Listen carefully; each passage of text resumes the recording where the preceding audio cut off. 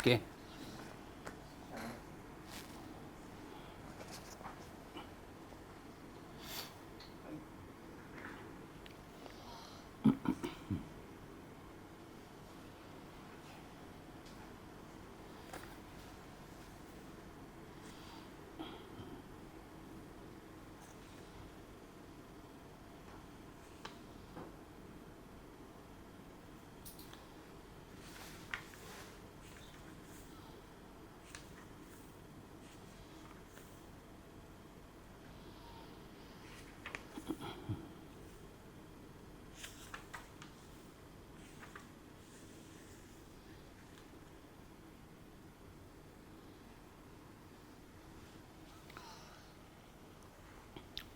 Bismillahirrahmanirrahim.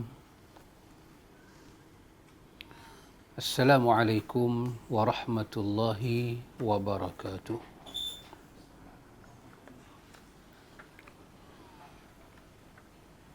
Alhamdulillahilladzi bi ni'matihi tatimmus shalihat.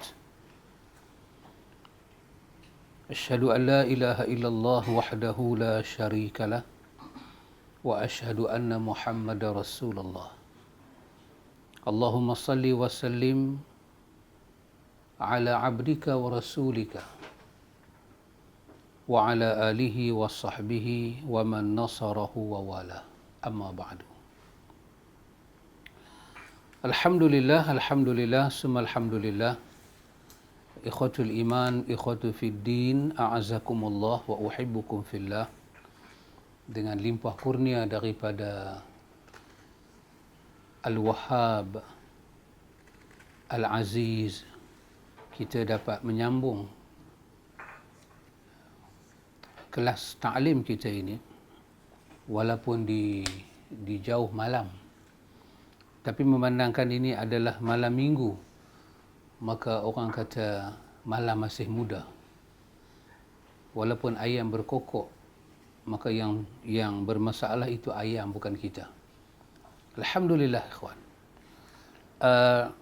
Saya ingat perbincangan kita yang lalu, pada bulan yang lalu, kita berbincang tentang 10 bekal untuk wanita.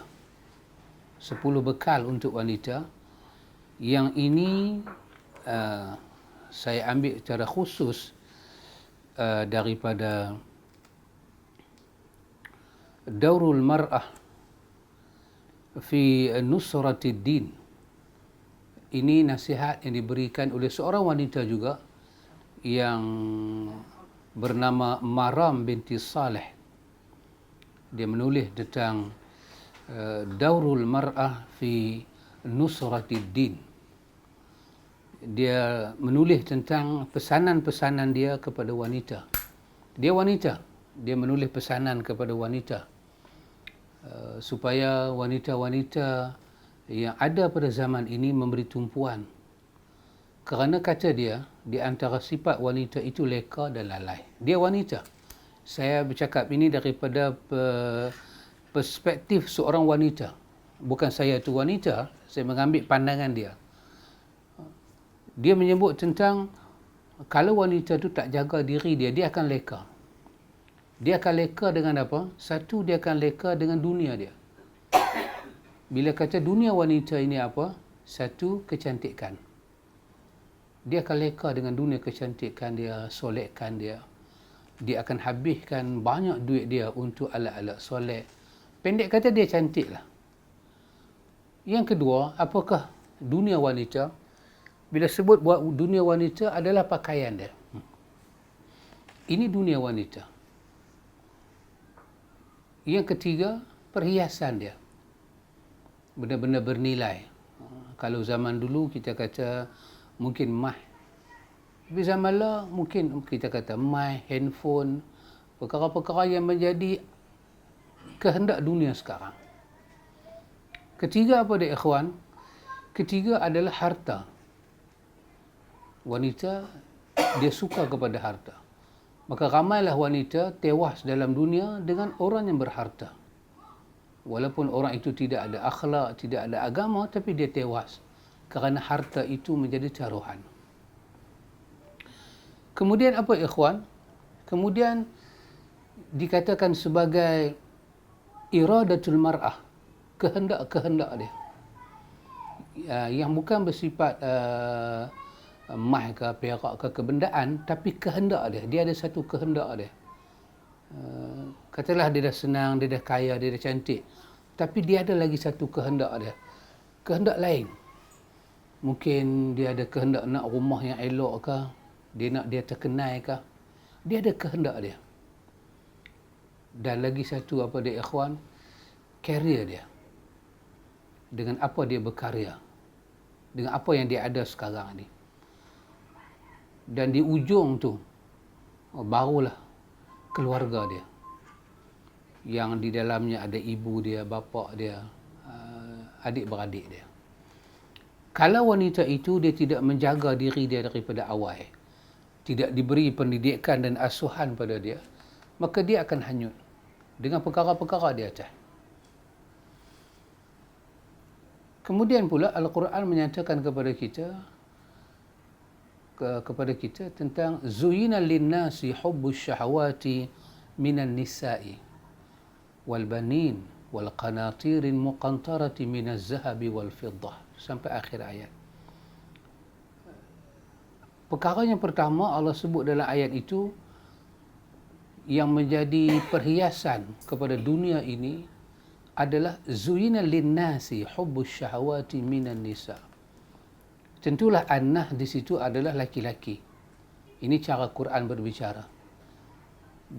Zuyina linnas, diperhiaskan kepada manusia. Manusia mana? Tentulah laki-laki. Diperhiaskan kepada manusia itu hubbus syahawati minan nisa, iaitu syahwat mereka kepada wanita.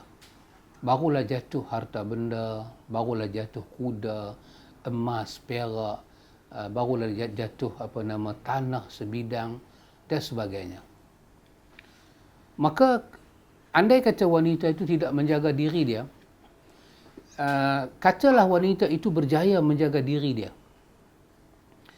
Tengok, ada satu wanita dia berjaya menjaga diri dia, tetapi dia kena tahu bahawa kerana hubbus syahwati minan nisa, dia akan rosak juga. Ini bahagian boleh merosakkan dia, melalaikan dia. Dia dah jaga diri dia dah. Dia dah elok dah. Tetapi kerana ada satu makhluk Allah Ta'ala, Allah hiasi makhluk itu hubbus syahwat minan nisa, iaitu laki-laki. Hubbus syahwat minan nisa. Dia boleh merosakkan wanita yang telah menjaga dirinya. Maka seolah-olah kita lihat seorang wanita itu susah nak jaga diri dia. Karena itu, saya katakan tadi, penulis menyebutkan kepada kita ikhwan, iaitu Maram binti Saleh Al-Atiyah. Dia menyatakan ada perkara yang boleh menyelamatkan wanita itu secara ruhi, spiritual. Boleh memberi kekuatan pada diri dia, walaupun datang orang yang cuba nak menghanyutkan dia, dia tidak akan hanyut. Allah akan lindung dia. Dan Allah itu khairul hafizin, sebaik-baik pelindung. Dalam pertemuan yang silam, saya dah kata dah, pertama, seorang wanita itu kerana bekerja keras dalam diri dia. Mak bapak bila ada anak wanita, anak lelaki pun sama, tapi kerana konteks ini untuk wanita. Apa dia kena didik anak dia sebelum besar mencintai Allah dan Rasul. Baja itu. Subhanallah ikhwan. Bagi anak-anak kita sayang pada Allah dan Rasul. Dengan apa? Dengan mengenal tauhid rububiyah, tauhid uluhiyah, tauhid asma' dan sifat. Kata guru kami, Syekh Maulud Al-Hanafi, bahawa manusia tidak akan dapat mencintai Allah. Manusia tidak akan capai pada hakikat mahabbatullah andai kata dia tidak menerokai jalan pertama, pintu pertama, iaitu tauhid. Kalau ada satu orang dia dapat halawatul iman, manisnya iman, khusyuk dalam salat, manisnya beragama, tapi bila kita tanya dekat dia tauhid rububiyah, uluhiyah, dia tak tahu langsung. Ketahuilah, kata Syekh Maulud Al-Hanafi, sebenarnya dia berkhayal seorang diri. Sebab tidak ada hubungan dengan Tuhan tanpa tauhid. Kerana itu Allah menyatakan wa ma umiru illa liya'budullaha mukhlishina lahuddin. Mukhlishina lahuddin. Itu adalah tauhid. Ikhlas di dalam akidah nama dia tauhid. Menolak syirik. Ikhlas di dalam ibadat, menolak riya. Maka kalau dia tak sampai pada tahap itu, dia tak akan dapat mengenal asma Allah. Macam mana kita nak berhubung dengan asma Allah dalam hidup kita? 99 nama Allah. Dan itu adalah suatu syifa yang paling besar dalam hidup. Dia rawatan paling besar. Di dalamnya ada rahmah. Di dalamnya ada hidayah, petunjuk al-huda. Mencintai Allah dan Rasul itu dia kena baca. Dan itu saya tidak terangkan kerana kita telah bincang pada pertemuan yang silam. Juga perkara yang kedua, ditekankan ikhlas kepada Allah. Dan kita bercita-cita tinggi dalam ikhlas itu. Ya. Bercita-cita tinggi dalam ikhlas itu. Kita nak capai pada martabat ikhlas. Iaitu kita beribadat semata-mata kerana Allah. Beribadat semata-mata kerana Allah, ikhwan, dalam kepahaman kita bukanlah seperti yang ada di dalam sufi yang ulat.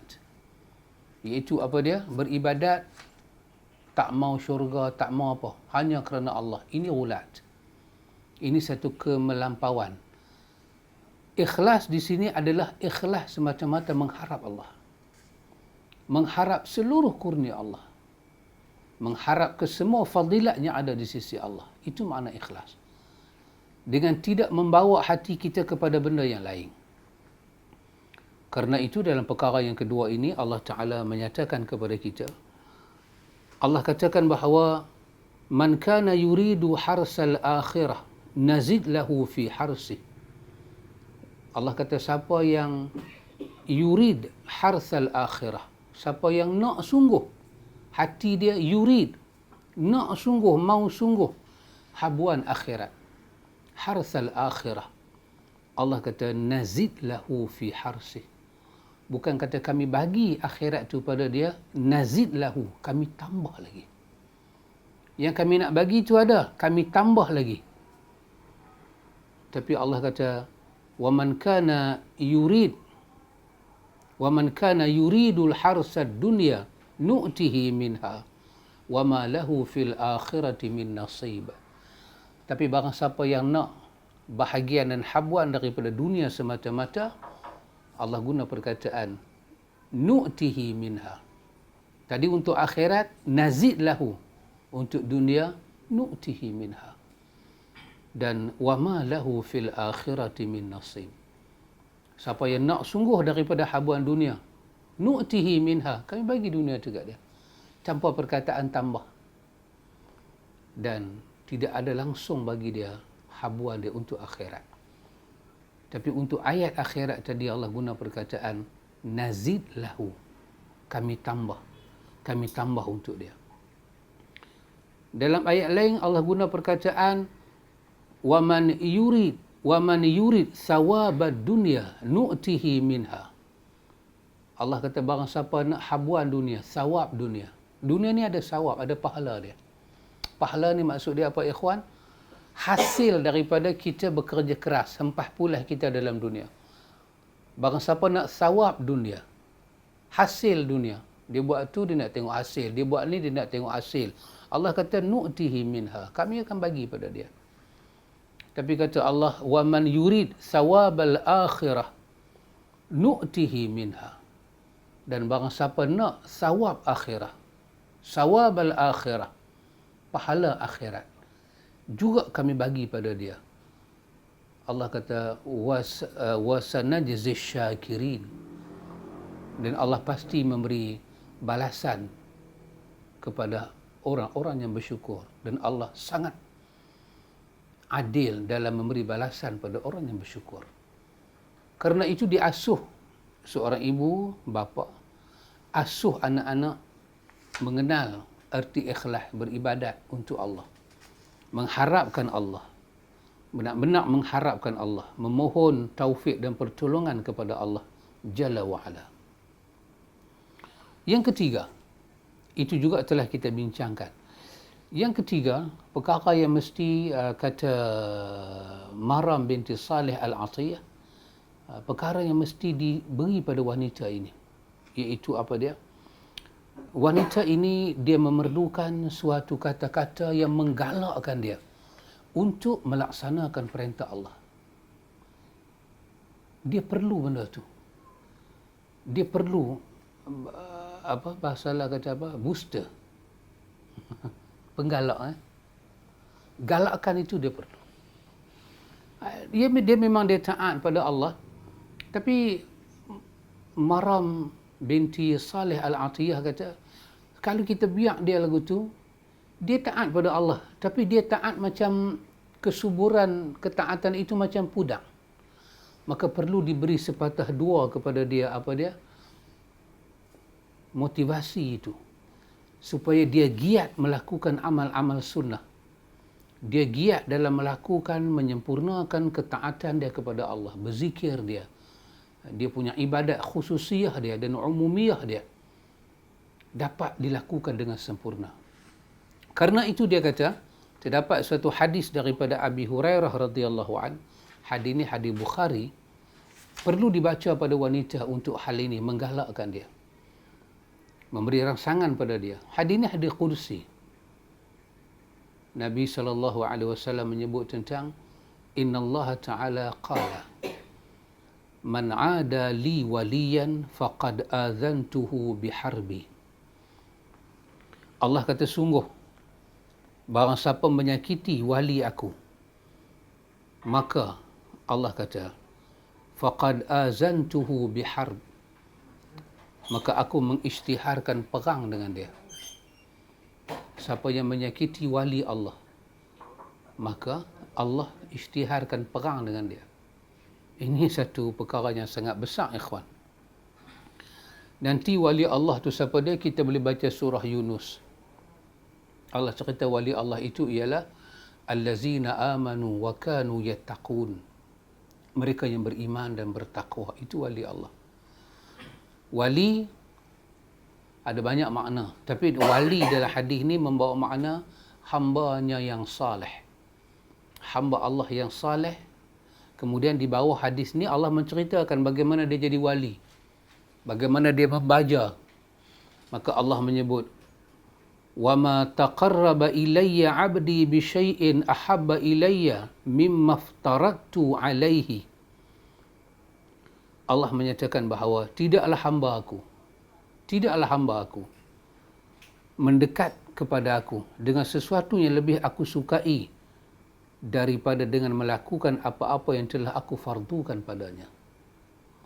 Di sini fokus kepada wanita, kata Maram binti Saleh Al-Atiyah. Perlu diberitahu pada wanita apa dia, bahawa kefarduan yang dilakukan kepada Allah Ta'ala itu akan membawa dia kepada jalan kedekatan dia pada Allah, yang jalan kedekatan dia kepada Allah Ta'ala itu akan mengangkat martabat dia menjadi kekasih Allah. Bukan sahaja itu, bahkan وَمَا يَزَالُ عَبْدِي يَتَقَرَّبُ إِلَيَّ بِالنَّوَافِلِ حَتَّى أُحِبَّهُ. Ini perlu diberitahu pada wanita bahawa apa dia? Bahawa sentiasalah seorang hamba itu mendekatkan diri kepada Allah dengan melakukan segala benda yang nawafil. Ya, ini lagi satu perkara yang menarik. Perkataan nawafil diangkat. Quran pun menyebut demikian. Wa minal laili fatahajjad bihi nafilatan laka. Wa minal laili fatahajjad bihi. Sudah cukup. Tapi ayat itu sambung, nafilatan laka. Plural dia nawafil. Apakah terjemahan yang boleh kita ambil? Terjemahan dia ialah, ikhwan, nawafil ataupun nafilah. Satu benda yang seorang itu buat dengan dia tidak merasakan apa-apa bebanan. Seberat mana pun dia buat, sesukar mana pun dia nak buat benda tu, dia melalui rancangan dia tak rasa pun benda tu berat. Bahkan dia nak buat dengan penuh seronok. Ini nama dia nawafil dengan perkataan plural. Maka hadis menyebut wa ma yazalu 'abdi, sentiasalah hamba aku yataqarrabu ilayya bin nawafili, dia mendekatkan dirinya kepada aku dengan nawafil. Artinya dia melakukan apa sahaja benda yang masyru', yang disyariatkan oleh Allah, yang perkara itu tak menduduki tempat fardu. Sebab bahagian fardu bahagian pertama daripada atas itu. Nawafil adalah satu benda yang tak wajib pun. Semayang malam tak wajib pun, tetapi dia buat dengan nawaitu nak mendekatkan diri pada Allah, dengan dia tak pernah rasa benda itu beban pada dia, dan memang dia tak rasa beban. Keseronokan dia, keasyikan dia, kemahuan dia, kesungguhan dia, dia tunjuk dalam melakukan nawafil. Maka Allah kata hatta uhibbahu, sehinggalah benda nawafil yang dia buat itu membawa aku mencintai dia. Sehinggalah benda yang dia buat itu membawa kepada uhibbahu, aku cinta pada dia. Hadis ni hadis umum, kena pada laki-laki, kena pada perempuan. Cuma dalam konteks ini Maram binti Saleh Al-Atiyah, dia nak bawa dalam bentuk tarbiyah wanita. Dia kata wanita perlu ditarbiyah dengan hadis ni.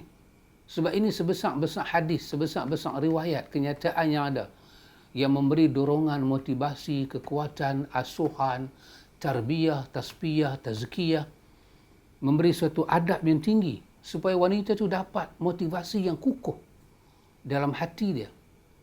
Dia buat ibadat dalam keseorangan diri dia, tanpa dia tahu benda ni semua. Jiwa dia tidaklah sekuat apabila dia tahu benda ni semua. Maka apa akan jadi pada dia? Hadis kursi ini menyebut faiza ahbabtuhu, Allah kata apabila aku mula cinta dengan hamba aku, baik laki-laki maupun perempuan, baik manusia maupun jin, bila aku dah mencintai dia, Tuhan kata aku tunjuk cinta aku pada dia.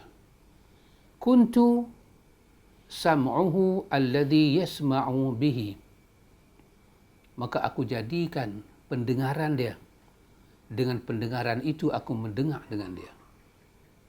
Ini dahsyat ikhwan. Ini satu daripada wiqayah, satu daripada penjagaan Tuhan pada kita. Macam mana pendengaran kita menjadi tempat Tuhan mendengar dengannya. Maka apa akan jadi ikhwan? Pendengaran kita akan dipelihara oleh Allah dengan pemeliharaan yang sangat dahsyat.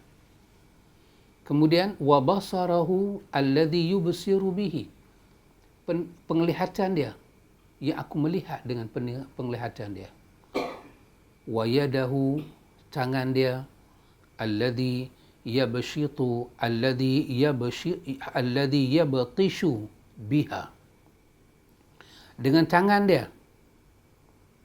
yang dengan tangan itu dia sentuh sesuatu, aku menyentuh dengan dia, keredaan aku dengan dia. Warijlahu alladhi yamshi biha, kaki dia yang dia melangkah dengannya, aku melangkah dengannya. Wa idza sa'alani la u'tiyanna, apabila dia memohon sesuatu pada aku, pasti aku bagi. Wala in ista'adzani la u'idhannahu, apabila dia memohon perlindungan daripada sesuatu, pasti aku lindung dia. Ini sebesar-besar kedudukan ikhwan bila Allah mengangkat martabat orang itu menjadi wali dia dengan mendekatkan diri pada Allah dengan benda fardu dan membiasakan diri dengan benda nawafil. Maka Allah berilah keistimewaan ini kepada hamba itu, yang dengan itu hamba itu dipanggil hamba yang saleh ataupun salihah, maka Allah lindung dia. Mengikut pandangan Maram binti Saleh Al-Atiyah, wanita perlu tahu benda ni. Bagaimana Allah lindung dia, dan macam mana Allah lindung dia, macam mana Allah angkat martabat dia dengan dia mendekatkan diri pada Allah, bukan dengan kelekaan dia. Allah bagi pada wanita itu cantik, jelita, dan dia memelihara itu sebagai kesyukuran daripada Allah, itu sewajarnya. Tetapi kemelampauan itu yang kadang-kadang wanita tak dapat nak kawal diri. Kemelampauan. Itu sifat semua orang lah. Melampau ni sifat semua orang. Tapi ini kita bercakap dalam konteks pandangan Maram binti Saleh Al-Atiyah. Melampau ni cukup banyak, ikhwan. Melampau banyak. Golongan sufi yang ulat ni melampau cukup banyak. Cukup banyak. Kadang-kadang mereka bukan sufi, mereka namakan mereka sebagai sufi. Ini problem. Sejak dulu lagi sampai lah. Kalau tengok cakap-cakap mereka, kami sufi lah. Tapi tengok perbuatan mereka, tak pun. Takkanlah sufi mengajak demikian. Hulu sampai melampau. Kemudian kata Maram binti Saleh Al-Atiyah, yang keempatnya dia kata, wanita itu perlu diberitahu pada dia tentang sabar. Sebab tanpa sabar, wanita tak akan mungkin boleh berjaya dalam hidup. Sabar bukan kata dalam satu segi, sabar dengan makna dia. Sabar dengan makna al-habsu, itu menahan diri daripada bertindak sesuatu. Bertindak sesuatu itu perlu, itu memerlukan suatu kesabaran. Dan dia kata ayat yang paling sesuai dibacakan pada wanita ialah ayat yang ada daripada surah Al-Baqarah ayat 45 dan ayat yang ada pada Baqarah 157. Kerana dia kata kedua ayat ni padat. Ayat tentang sabar banyak, tetapi kepada wanita itu perlu dibaca ayat ni. Dengan jiwa dia, emosi dia, ayat ni masuk. Iaitu Allah Ta'ala berfirman tentang wasta'inu bis-sabri was-salah wa innaha lakabiratun illa 'alal khashi'in. Ini ada sesuatu yang menarik yang mungkin kita sirah ayat begitu, tapi ada yang kita terlepas pandang. Allah kata wasta'inu bis-sabri was-salah. Allah kata dan minta, kamu semua minta pertolonganlah kepada Allah dengan sabar dan solat. Dahsyat ayat ni, ikhwan. Ayat ni selalu Ustaz Nam baca dalam sembahyang. Lepas tu Allah kata, ayat ni dia umum, tapi tak mana dia masuk betul-betul dengan naluri seorang wanita. Wa innaha lakabiratun. Saya pun tak tahulah ayat ni, tapi bila baca daripada pandangan Maram binti Saleh, baru saya terperasan. Dia kata wanita ni, makin kita kata kepada dia satu benda tu susah, dia macam cabar dia. Siapa kata susah? Kata kat wanita tu, jangan buat benda ni. Dia mesti tanya, pasal apa tak boleh buat? Dia berbeza dengan perwatakan lelaki-lelaki. Kalau habaq kat dia, jangan buat benda tu. Saya tak buat. Dia jadi, tak apa, saya tak buat. Tambah habaq hang buat, poli tangkap lagi, terus tak buat. Tak mau bertengkar lah, tak mau berkelahi lah. Tapi wanita tak. Dia kata wanita, kalau bagi tahu pada dia, wa innaha lakabiratun, benda tu berat. Dia nak tahu berat tu orang mana. Dan dia sanggup pikul. Itu naluri wanita. Dan bila Quran kata, illa 'alal khashi'in, dia mencabar emosi wanita. Melainkan orang-orang yang khusyuk. Kita kata seolah-olah kalau awak berjaya buat lagu ni, awak akan jadi wanita yang berjaya. Oh, dia sentiasa nak jadi yang terunggul. Kerana itu kalau ayat ni dibaca pada lelaki-lelaki, dia kata Maram binti Saleh Al-Atiyah, dia jadi macam dia ayak lalu di tanah yang datar, biasa aja. Tapi dia, pandangan dia bila baca ayat ni dengan naluri wanita, wa innaha lakabiratun illa 'alal khashi'in, kecuali orang yang khusyuk, dia sentiasa nak jadi yang terunggul, teristimewa. Dia nak jadi sentiasa orang yang paling berjaya. Maka ayat ni mencabar dia. So kalau kamu nak jadi orang yang dikatakan wanita yang sarat menanggung dengan bebanan kehidupan, tapi dia berjaya, maka Quran cabar dia. Minta tolonglah pada Allah dengan sabar dan sembahyang. Dan sesungguhnya dia adalah satu benda yang lakabiratun. Dan kebetulan dia baca pula dengan kabiratun. ialah memang dia merujuk kepada as-salah, tapi kebetulan dia baca dengan dia baca dengan muannas. Dia masuk, dia add pa. Wa innaha lakabiratun. Sungguh nak minta tolong pada Allah dalam susah ni dengan sabar dan solat. Kabirah, dia memang berat. Illa 'alal khashi'in, melainkan bagi orang yang masuk dalam jiwa dia khusyuk.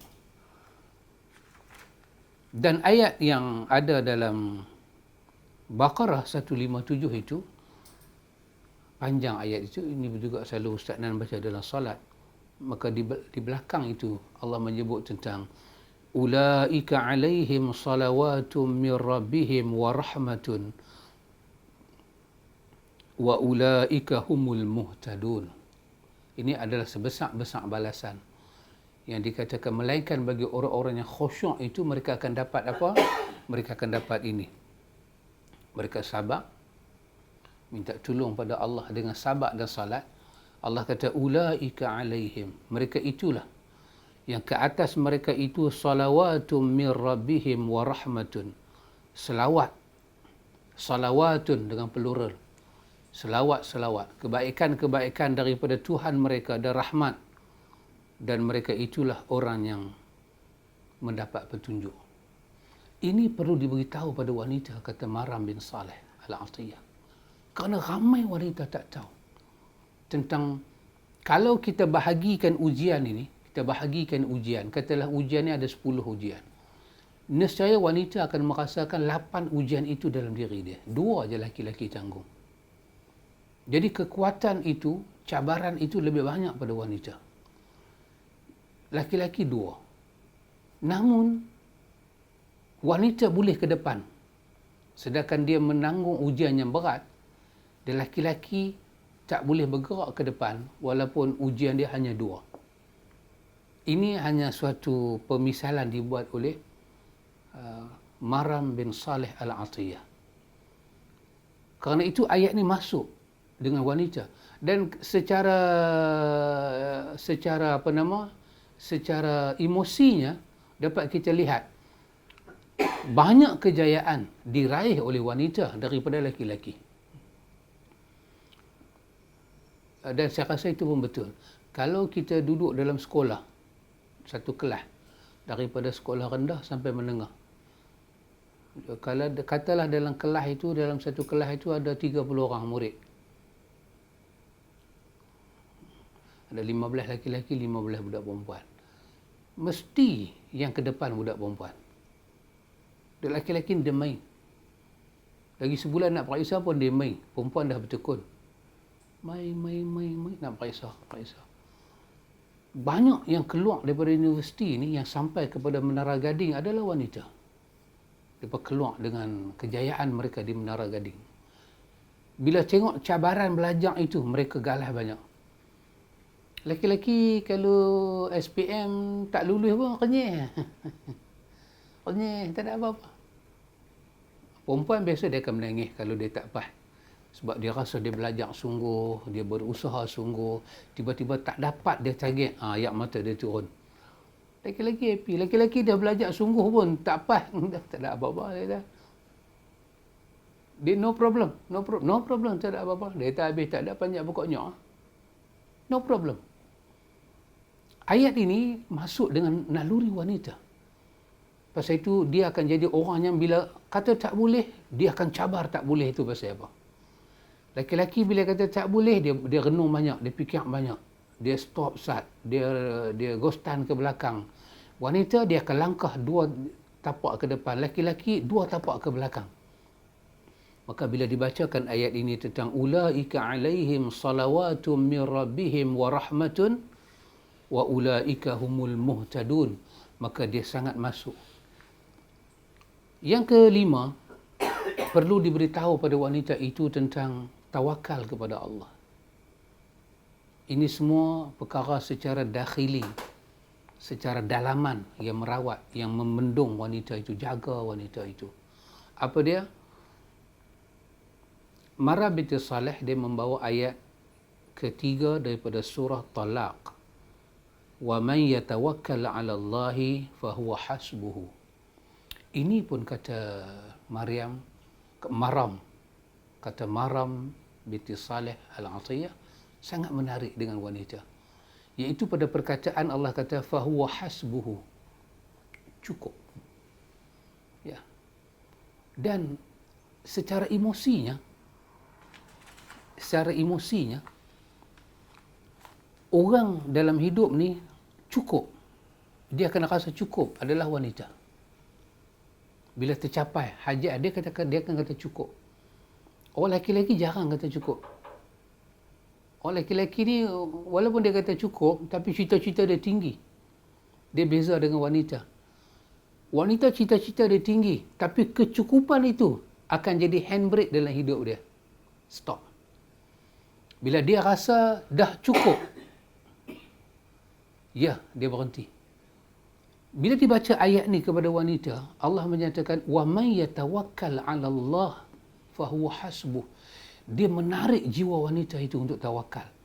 Siapa yang bertawakal pada Allah, maka Allah akan cukupkan dia. Fahuwa. Ya. Wa man yatawakkal 'ala Allah fahuwa. Dua kali. Fahuwa. Siapa yang bertakwa kepada Allah, fahuwa. Dan Allah akan cukupkan dia. Allah akan cukupkan dia. Oh subhanallah ikhwan. Kerana itu perlu dibaca ayat ni kepada wanita. Tentang makna tawakal, tentang erti tawakal, kelebihan tawakal. Bagaimana untuk mendapat tawakal, bagaimana nak istiqamah di atas tawakal. Macam mana yang tidak dikatakan tawakal. Kerana sifat wanita itu, dia akan rasa cukup. Dan wanita ni perlu rasa cukup. Kerana kalau wanita tak dapat rasa cukup, dia akan rosak. Kalla innal insana layatgha ar-ra'ahu istaghna inna ila rabbika ruj'a. Ya. Karena itu ikhwan, Maram binti Saleh Al-Atiyah menyatakan ini sebesar-besar ayat yang merawat emosi wanita. Walaupun ayat ni, dan kebetulan Masya Allah, kebetulan ayat ni turun dalam konteks krisis wanita. Wanita-wanita yang ditinggalkan suami mereka. Kita kata mereka diceraikan suami mereka. Dengan tak ada apa-apa. Wanita Arab, ikhwan. Dia bukan macam wanita kita sekarang ni, kita ada career, kita ada semua. Arab dah. Arab zaman dulu pula. Perempuan tak boleh keluar rumah, tak boleh bekerja, tak boleh itu, tak boleh ini. Dia akan hidup dengan mahar dia saja. Tiba-tiba suami itu ceraikan dia, tak tahulah pergi mana. Ayat ni turun. Mengasuh wanita untuk bertakwa, maka sampailah pada perkataan ini. Wa man yatawakkal 'ala Allah fahuwa hasbuhu. Subhanallah ikhwan. Yang keenam, kata Maram binti Saleh Al-Atiyah, muhasabah nafsiyah. Iaitu wanita mesti diajak dia, mesti dilatih dia muhasabah. Sebab tanpa muhasabah, wanita akan banyak buat silap. Dan dia tak akan nampak tingkah laku dia tanpa muhasabah. Dan itu diulang oleh Ibn Qayyim dalam Adab wa Dawa, ikhwan, bahawa benda yang paling susah untuk dicapai oleh jin dan manusia adalah muhasabah. Susah ikhwan. Ini bukan dalam konteks wanita, konteks kita makhluk ilahi. Seorang ulama susah muhasabah, seorang pemimpin susah muhasabah, seorang raja, sultan susah nak muhasabah. Dan bila muhasabah pula, nak dapat hasil yang betul, lagi susah. Lagi susah. Jaranglah seorang pemimpin berkata pada diri dia, di manakah salah dia, sehingga masyarakat jadi kucak kacir macam ni. Hidup jadi tak aman. Kehidupan kita tak teratur. Jurang kemiskinan antara bandar dan luar bandar begitu tinggi. Susah. Jarang satu pemimpin muhasabah diri apakah kesilapan dia. Sehingga kan Tuhan menurunkan musibah kebatinan seperti ini. Para ulama susah muhasabah diri, ikhwan. Apa yang telah dia buat? Cukupkah dengan dakwah para ulama sekarang? Yang ada sekarang ini dakwah sungguhkah ataupun apakah? Ini betul-betul dakwah ke ataupun entertainment sahaja? yang lahir daripada orang bergelar ustaz, bergelar pendakwah. Susah nak muhasabah. Golongan raja dan sultan, mereka susah nak muhasabah. Nak mengimbang kedudukan mereka yang senang lenang dengan kehidupan rakyat yang di bawah ini, tak tahulah apa jadi. Muhasabah itu ada natijah dia. Maka Maram binti Saleh Al-Atiyah membawakan suatu riwayat perkataan daripada Khalifah bagi orang yang beriman yang kedua, Umar Al-Khattab. Itu perkataan Umar Al-Khattab, hasibu anfusakum qabla an tuhasabu wazinu anfusakum qabla an tuzanu. Hasibu anfusakum. Khalifah bagi orang-orang yang pemimpin bagi orang yang beriman ini menyebut bahawa hisablah diri kamu, muhasabahlah kamu terhadap diri kamu, qabla an tuhasabu, sebelum kamu dihisab oleh Allah. Kadang kalau kita yang hisab, ikhwan, banyak benda kita boleh buat. Kita boleh buang yang mana lebih, kita boleh buang yang mana kurang, kita boleh tambah. Yang mana terlanjur kita boleh edit, kita boleh cutting, semua kita boleh buat lagi. Tapi kalau Allah yang hisab, maka hari itu sudah terlambat. Wazinu anfusakum qabla an tuzanu. Khalifah orang beriman menyatakan, timbanglah diri kamu sebelum kamu ditimbang. Kita timbang, kita wazankan diri kita. Kita ada mawazin, tempat penimbang. Jadikan agama sebagai penimbang. Kita tengok orang dalam hal ibadat, orang yang lebih atas. Dalam hal dunia, kita tengok orang yang lebih bawah. Kita timbang. Supaya nilai sabar, nilai syukur, nilai iman, nilai ingat Allah, syukur Allah bertambah ataupun berkurang. Kata Maram binti Atiyah, ini adalah perkara yang sangat perlu bagi seorang wanita. Dalam diri wanita itu perlu. Mesti ada orang bercerita kepada dia tentang muhasabah. Kalau muhasabah itu tidak diberitahu pada dia, panjang dalam hidup wanita itu, muhasabah tak ada. Kerana sifat wanita, kata dia, wanita suka merenung dan memikir.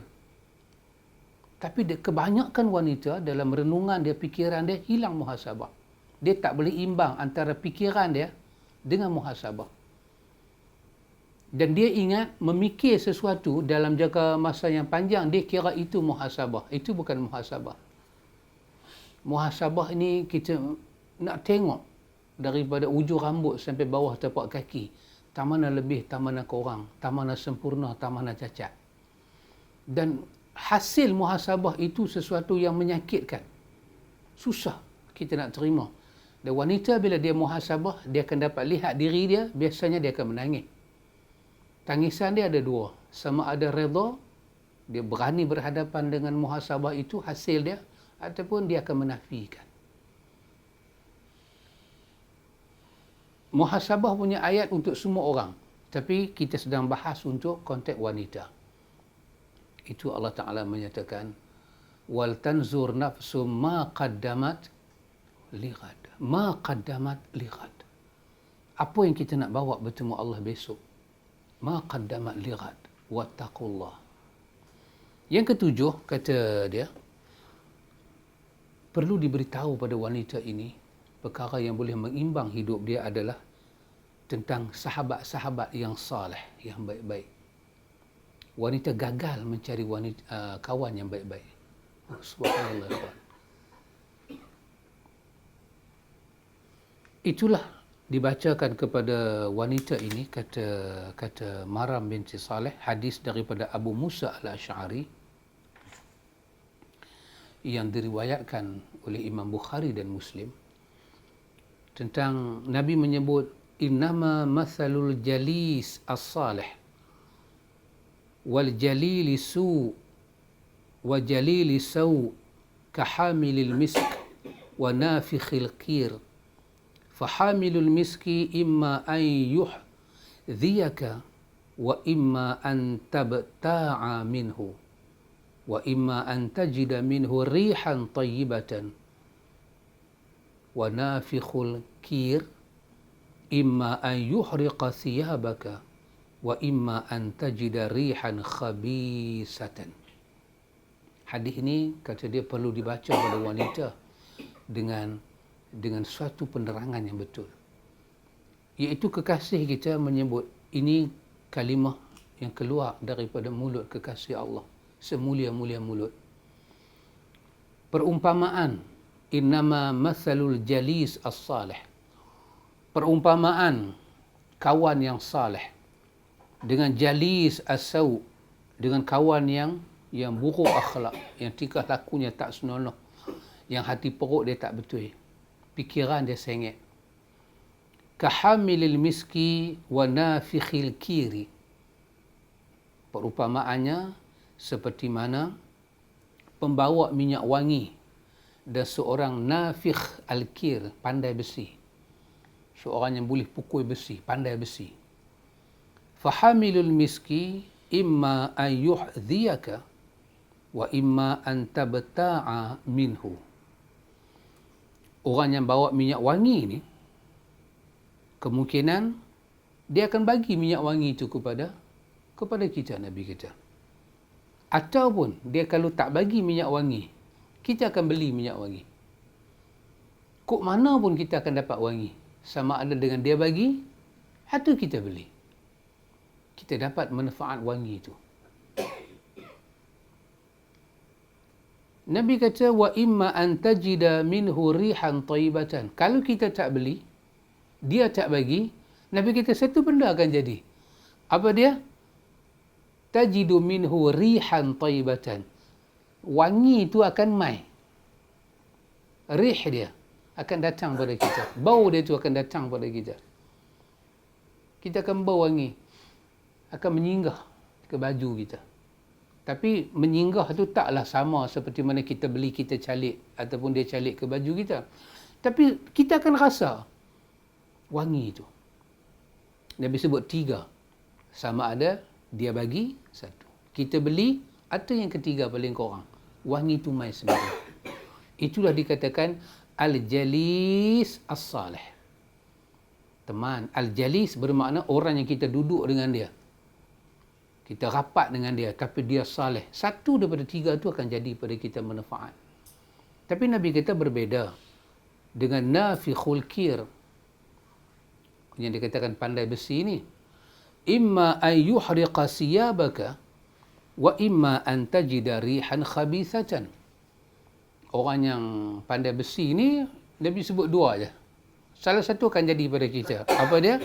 Kalau kita duk pergi dekat dengan dia masa dia duk pukul besi tu, Nabi kata yuhriqa siyabak. Bila dia duk pukul tu, kita duk dekat dengan dia, duk pam dia pukul, orang panggil apa? Percikkan bunga api tu. Kalau dia terbang, kemungkinan baju kita pakai ni berlubang.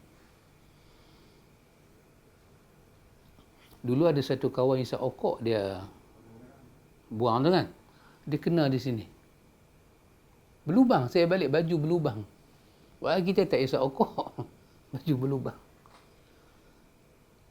Ataupun Nabi kata yang kedua, wa imma an tajida rihan khabisatan.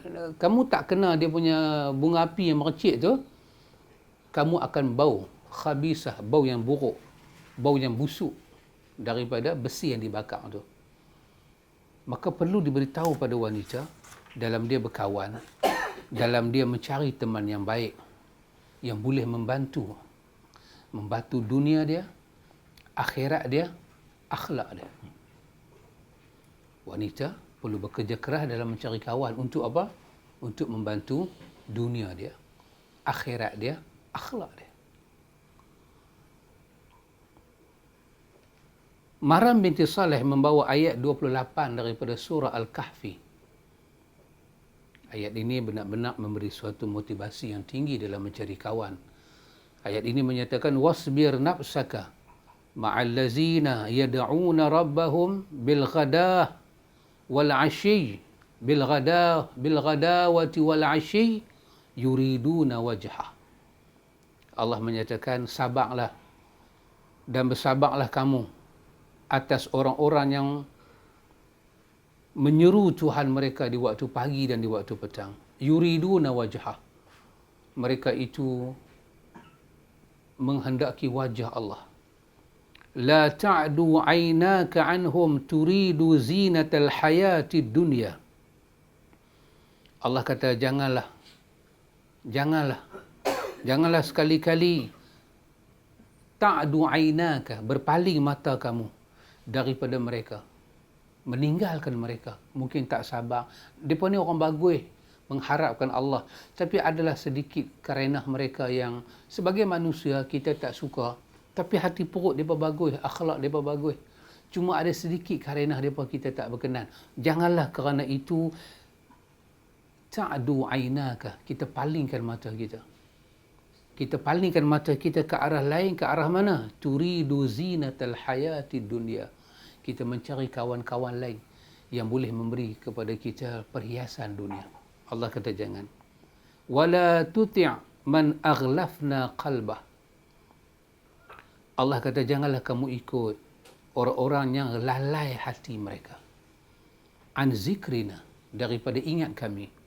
Wattaba'a hawahu, dia ikut hawa mereka. Wa kana amruhu furuta, maka kamu akan lihat kebanyakan daripada urusan mereka itu sangat melampaui batas. Dan Maram binti Atiyah membawa satu nasihat daripada Imam Ibn Qayyim. Panjang lebar nasihat tu, saya ringkaskan. Imam Ibn Qayyim menyatakan bahawa apabila kita menempatkan diri kita di tengah-tengah orang saleh, kita mendapat manfaat dunia dan akhirat. Kita mendapat manfaat secara badan dan roh, secara akal dan emosi. Semuanya kita dapat manfaat. Berbeza kita menempatkan diri kita di tengah kawan-kawan yang jahat. Pendek kata, daripada unjur rambut sampai bawah tapak kaki, luar dalam, akan rosak hidup kita. Paling tak ada apa dia ikhwan, akan rosak fikiran dan emosi kita. Yang ke-8, kata Maram binti Saleh, dia kata wanita ni kena tahu apa? Jarang ini dibuat sama ada oleh suami ataupun oleh wali kepada wanita itu. Apa dia? Menerangkan kepada wanita tentang suri teladan daripada ummahatil mu'minin, isteri-isteri Nabi. Ramai wanita tak pernah belajar, tak pernah tahu pun paparan hidup isteri Nabi. Hatta dia kata dalam pendidikan pun tak diberitahu, hanya diberitahu nama aja. Sama ada diberitahu isteri Nabi lebih daripada 4, berapa kadang-kadang dikira sampai 11, dibagi tahu anak Nabi, titik dekat tu aja. Lepas tu kita tak tahu apa. Oh subhanallah, terfikir betul ikhwan. Bagaimana rentak wanita itu. Saya contohkan seorang wanita, katalah dia ustazah. Dia jadi pendakwah. Dia akan berdakwah sana sini, tapi dia tahu tak kehidupan isteri Nabi itu macam mana. Had seorang wanita, walaupun dia bergelar ustazah, had dakwah dia tak mana had dakwah dia. Dia nak maju dalam dunia dakwah macam mana? Dia dakwah sampai dia tinggal rumah dia, pergi dakwah. Anak dia tertinggal ke orang gaji. Begitukah rentak dakwah? Begitulah rentak seorang wanita. Itukah kewajipan yang dilakukan seorang pendakwah bergelar wanita? Tinggal rumah tangga. Pergi dakwah sana, pergi dakwah sini, siang sana, malam sini. Kononnya di atas nama dakwah. Sehebat mana ustazah ni berdakwah, dia tak akan lebih tinggi daripada ummahatul mu'minin. Dan di mana tempat ummahatul mu'minin? Mereka pun dakwah. Di mana tempat mereka? Dia kata bacalah dalam suratul Ahzab, Allah bercerita. Betul ikhwan. Betul. Kita jarang bercerita.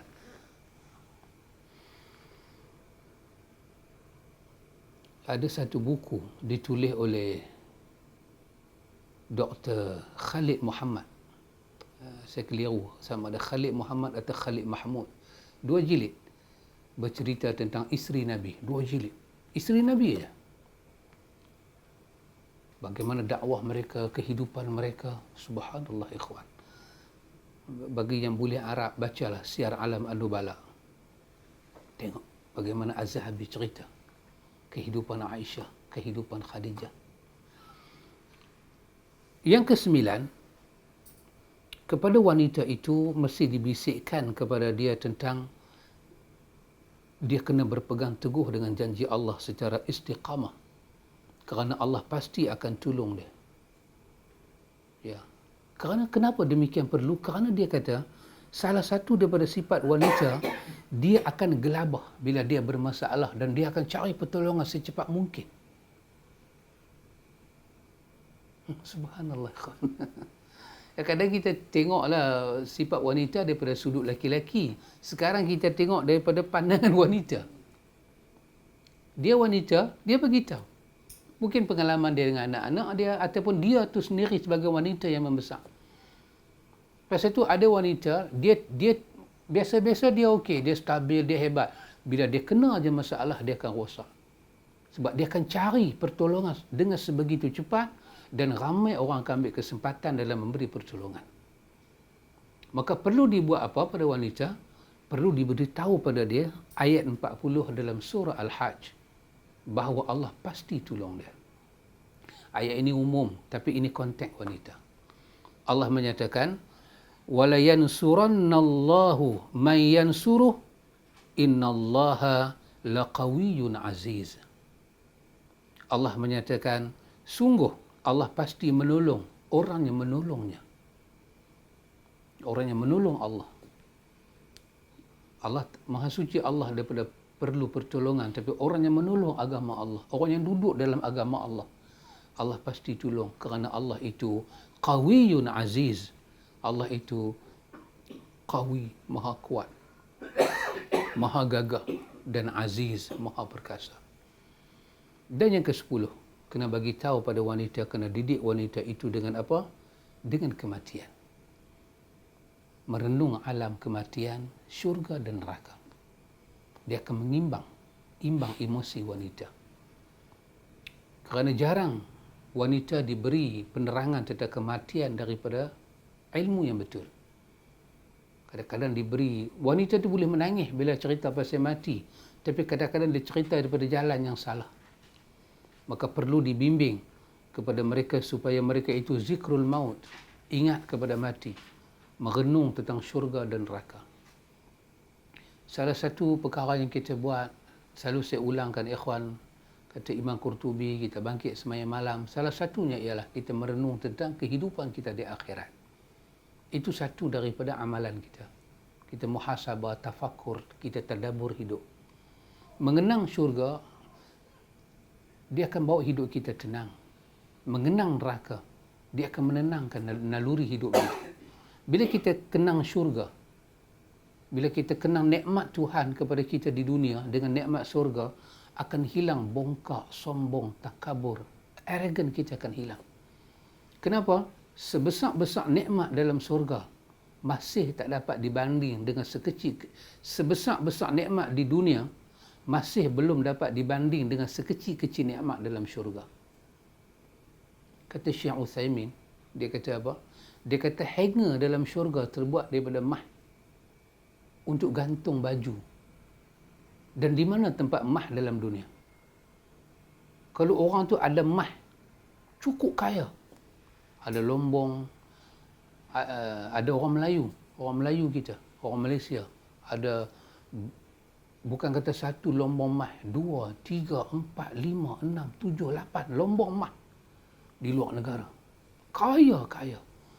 Tapi ambil mah semua berlombong tu, dibanding dengan surga, mah itu hanya jadi lantai untuk dipijak. Tak ada nilai. Maka si kaya akan lebur kesombongan dia. Bila kenang nikmat surga, tambah datang hadis Bukhari pula. Dia ambil satu orang yang paling kaya dalam dunia, dicelok oleh dalam neraka sekali, dalam syurga, bawa keluar. Tanya kat dia, hang kaya ke? Dia kata, demi Allah ya Allah, aku belum pernah kaya, aku belum pernah dapat nikmat engkau. Baru dia sedang yang dia dapat dalam dunia tu bukan nikmat nak banding dengan syurga. Satu orang ahli neraka, satu orang yang paling susah dalam dunia, susah, ambil dia, bagi tunjuk neraka. Lepas tu tanya kat dia, hang susah ke? Dia kata, demi Allah, ya Allah, aku tak pernah susah dalam dunia. Tapi dulu dia mengadu, dia susah. Bila dia tengok neraka, baru dia tahu kesusahan dia. Susah lagi ahli neraka. Bila kita kenang syurga, kita kenang neraka, di dunia, dia akan mengimbang kehidupan kita. Taklah kita susah mana sangat, ikhwan. Kerana mati itu adalah pemisah.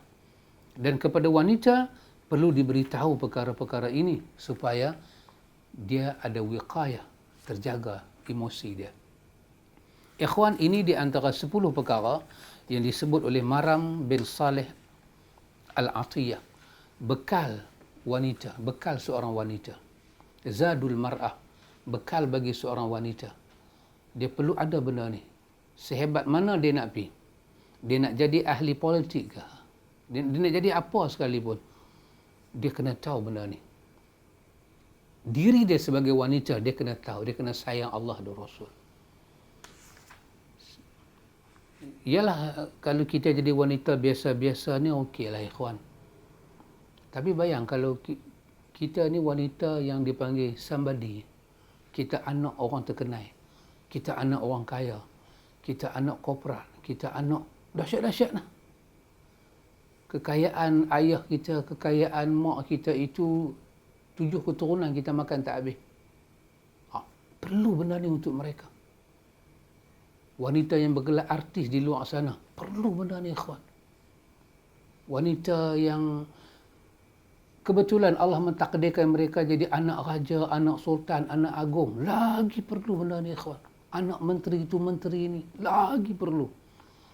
Anak orang kaya, lagi perlu benda ni, ikhwan. Untuk apa? Perlu ditanam dalam hati mereka. Yang pertama tadi, cinta pada Allah dan Rasul. Perlu ditanam dalam hati mereka keikhlasan, ikhwan.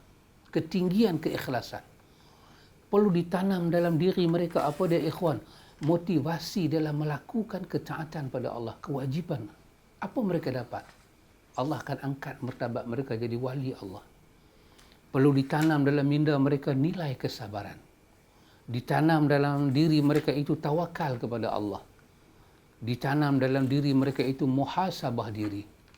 Ditanam dalam diri mereka itu mereka kena ada kawan yang baik-baik, kawan yang saleh. Dan ditanam dalam diri mereka itu apa dia, ikhwan? Mereka kena tahu tentang kehidupan ummahatil mu'minin. Semulia-mulia manusia. Semulia-mulia wanita. Ummahatil mu'minin. Nabi kata khairun nisa Aisyah. Sebaik-baik wanita Aisyah. Masa itu Nabi cakap dalam konteks Aisyah. Tapi dengan semua orang tahu kedudukan Khadijah binti Khuwailid tak dapat dipotong oleh siapa-siapa. Subhanallah. Nabi memuji Khadijah, Nabi memuji, kita baca dalam Riyadhus Salihin. Nabi sebut di bawah bab tabsyir. Nabi bawa perkataan Nabi kepada Khadijah binti Khuwailid masa dia nak mati. Apanya Allah bagi pada Khadijah? Hilang penat, hilang lelah. Kamu akan hilanglah penat kamu, wahai Khadijah, kerana syurga menanti kamu. Kesemua ni, ikhwan, perlu diberitahu. Kedudukan Khadijah, kedudukan Aisyah, isteri-isteri yang lain. Perlu diberitahu kedudukan mereka. Semulia-mulia wanita. Sampai turun surah Al-Ahzab menyatakan, innama yuridullah liyudhhiba ankum rijsa ahlal baiti wa yutahhirukum tathira. Allah bersihkan ahlul bait. Siapa ada ahlul bait? Isi rumah Nabi, keluarga Nabi, isteri dia, anak dia, menantu dia, cucu dia, ahlul bait. Kalau cucu dengan menantu tu diperselisihkan ahlul bait, tapi sekurang-kurangnya yang tidak diperselisihkan siapa dia? Isteri dia, ahlul bait. Dan Allah kata, Allah bersihkan mereka daripada segala kekotoran, segala dosa. Dan yang ke-9, diberi kepada mereka keteguhan terhadap janji Allah. Mereka kena berpegang dengan janji Allah, bukan dengan janji makhluk, janji Allah Jalla wa'ala. Dan yang akhirnya kepada wanita ditanamkan apa dia, ikhwan? Mereka ingat kepada kematian. Dengan ini dapat mengimbang bila sebut wanita dengan ujian-ujian dia yang awal tadi.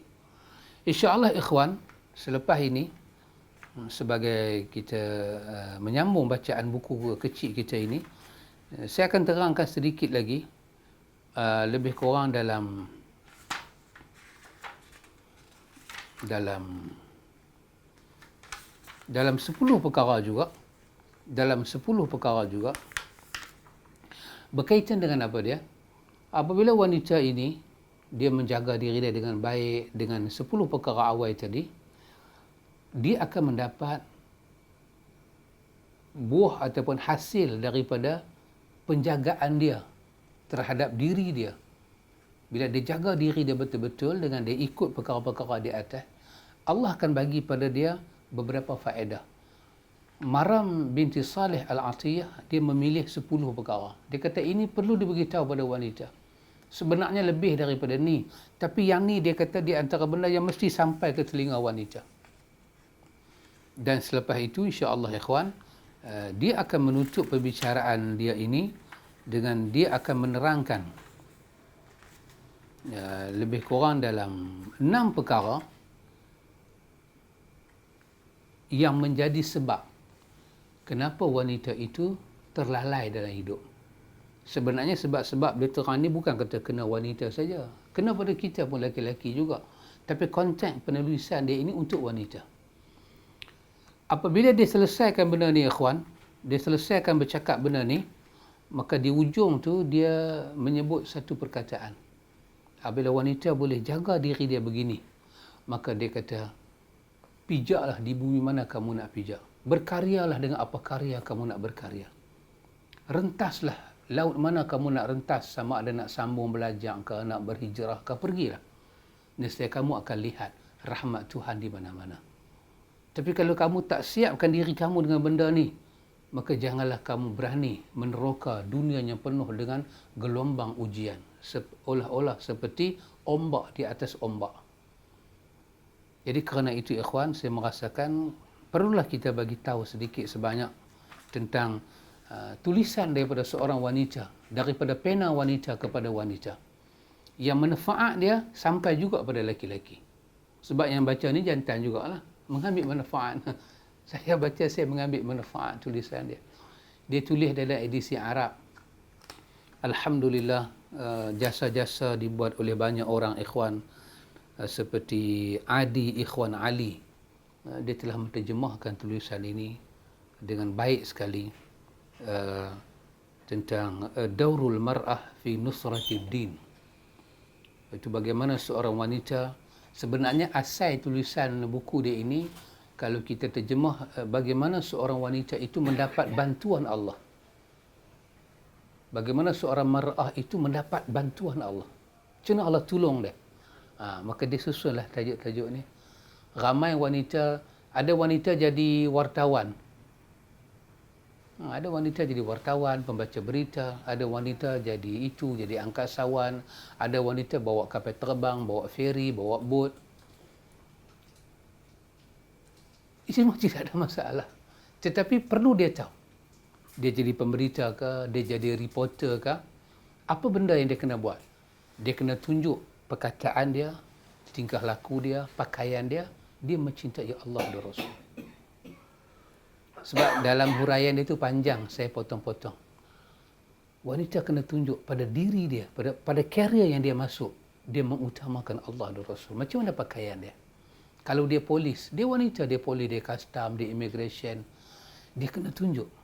Uniform adalah uniform, tapi dia mencintai Allah dan Rasul lebih daripada uniform. Kalau itu tidak diberi ikhwan, dia akan terjerumus dalam karier dia. Maka akan ternampak apa dia? Dia sayang karier dia lebih daripada Allah dan Rasul, dan itu menyebabkan tidak ada nusrah Allah dalam hidup dia, rahmat Allah. InsyaAllah ikhwan, panjang umur, sihat badan, kita berjumpa pada ada soalan. Assalamualaikum. Yang atas sekali ni.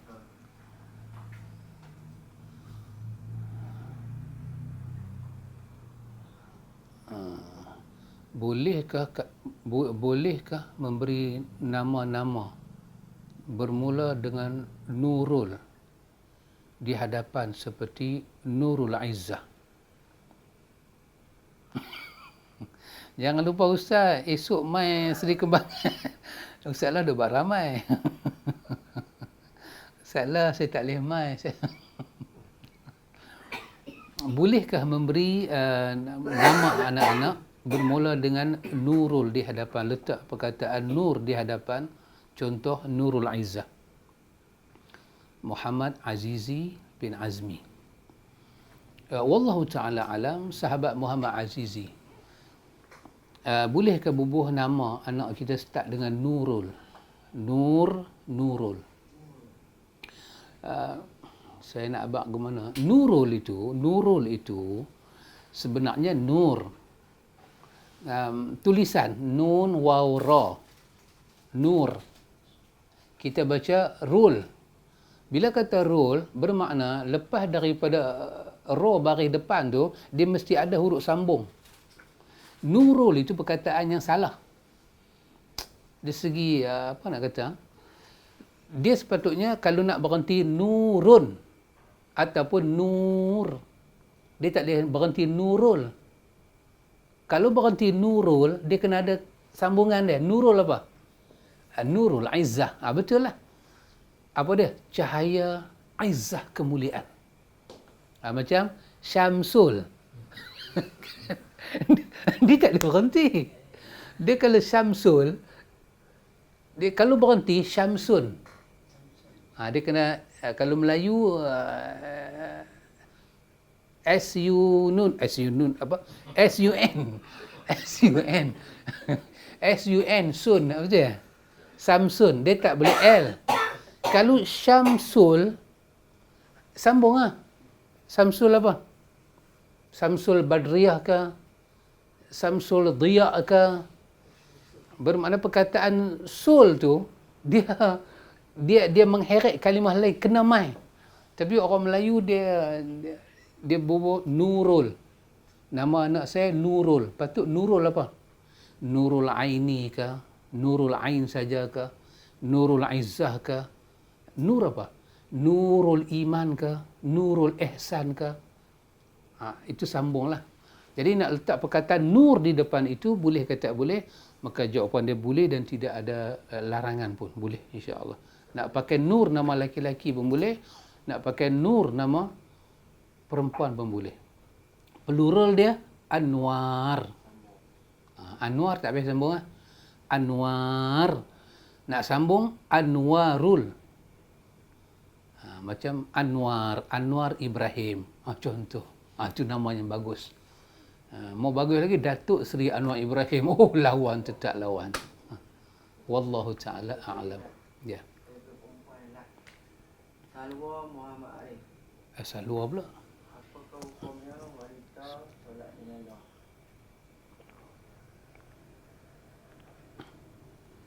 Wallahu taala a'lam. Allah taala Maha mengetahui. Salwa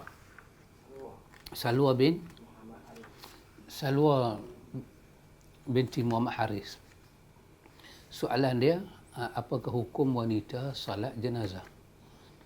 Sebenarnya kalau kita melihat dalam riwayat-riwayat yang ada, tuntutan salat jenazah ini sama kepada lelaki-lelaki dan perempuan.